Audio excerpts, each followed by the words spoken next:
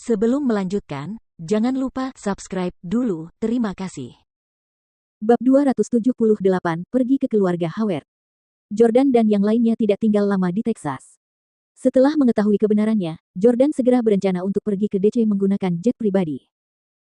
Jordan juga menelepon Victoria untuk melaporkan situasinya padanya. Menakjubkan. Yordania. Suara Victoria sangat lembut, dan dia terdengar seperti baru saja bangun tidur.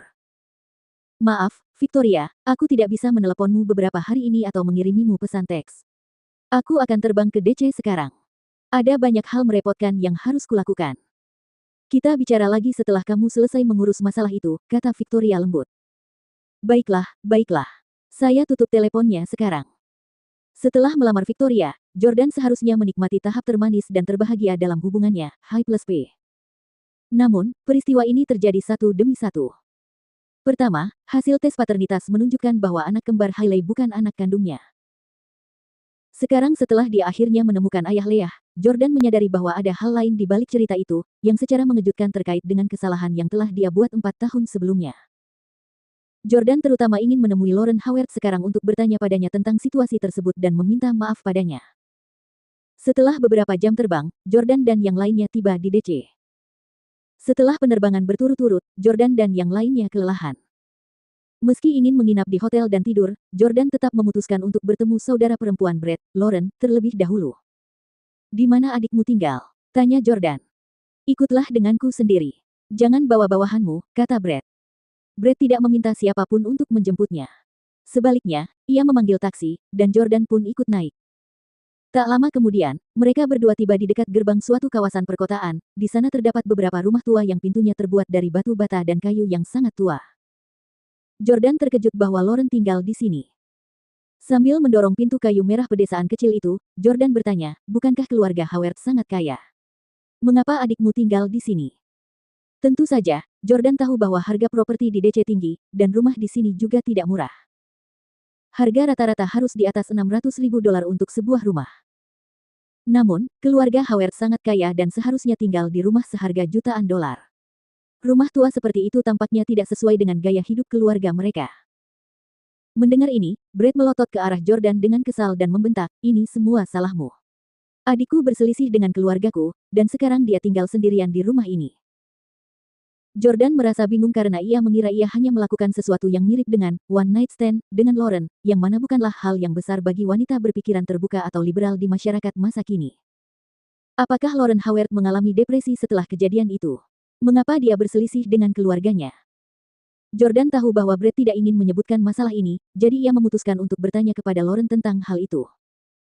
"Aku penasaran seperti apa rupa Lauren. Apakah dia cantik?" Sesampainya di rumah, Jordan menjadi sedikit penasaran dengan penampilannya. Pertama-tama, ia memperkirakan Lauren seharusnya berusia 20-an juga, karena Brett baru berusia awal 20-an. Kedua, Jordan menebak bahwa Lauren pasti cukup cantik.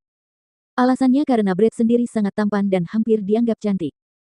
Ketika Jordan melihat Brett untuk pertama kalinya, dia merasa bahwa Brett sungguh tampan. Ia tidak menyangka Brett juga mempunyai saudara perempuan, dan ia pikir hal itu memang tidak akan membuat gen unggul keluarganya terbuang sia-sia. Apakah Lauren adalah saudara kandungmu dari ayah dan ibu yang sama?" Jordan bertanya pada Brett yang berjalan di belakangnya. Dia tahu bahwa keluarga besar seperti keluarga Stelle dan Howard cenderung memiliki banyak anak, tetapi anak-anak ini biasanya adalah saudara tiri. Brett berkata, "Ya, kami memiliki orang tua yang sama, dan kami juga memiliki 2 saudara tiri dari ibu yang lain." "Oke." Jordan merasa lega saat mengetahui bahwa Brett dan Lauren berasal dari ibu yang sama karena Lauren mungkin cukup cantik. Tentu saja, Jordan tidak menaruh hati pada Lauren karena dia sekarang sangat mencintai Victoria. Akan tetapi, dia menyukai wanita cantik dan lebih suka tidur dengan wanita yang rupawan. Ketika dia tiba di halaman, seorang gadis yang menyerupai pembantu berjalan mendekat dan menyapa, "Tuan Brett, Anda sudah di sini." "Di mana adikku?" tanya Brett. Gadis itu menjawab, "Nona Lauren telah pergi menemui Tuan Howard." Jordan tersenyum. Keluarga ini cukup menarik. Brett tertegun sejenak. "Dia pergi ke rumah ayahku. Untuk apa dia ke sana?" Dari nada suara Brett, dia tahu bahwa Lauren jarang mengunjungi ayahnya. Gadis itu menjawab, "Saya mendengar bahwa Tuan Howard telah mengatur kencan buta untuknya." Brett sangat marah. "Adikku tidak suka pergi kencan buta. Dia pasti ditipu lagi." Setelah mengatakan itu, Brett berbalik dan pergi. Hei, kamu mau kemana? Tanya Jordan. Dia sedikit kecewa karena tidak bisa bertemu Lauren. Brad menoleh ke arah Jordan. Ke rumah ayahku. Kalau kamu mau ketemu adikku, kamu bisa ikut denganku. Akan tetapi, Jordan tidak langsung setuju dan malah ragu-ragu sejenak.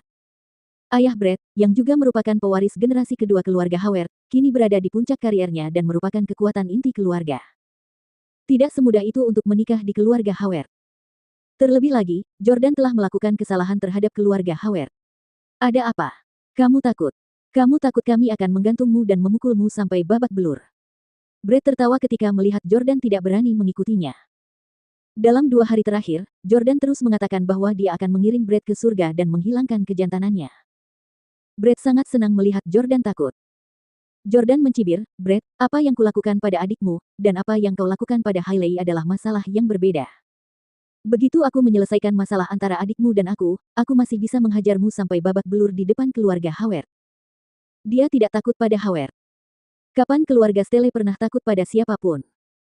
Brad tidak menyangka Jordan akan bersikap begitu kejam bahkan di wilayah kekuasaannya di DC, tetapi ia mengaguminya karena menanggapinya seperti seorang pria. Aku hanya khawatir masalah antara kamu dan adikku tidak akan terselesaikan semudah itu.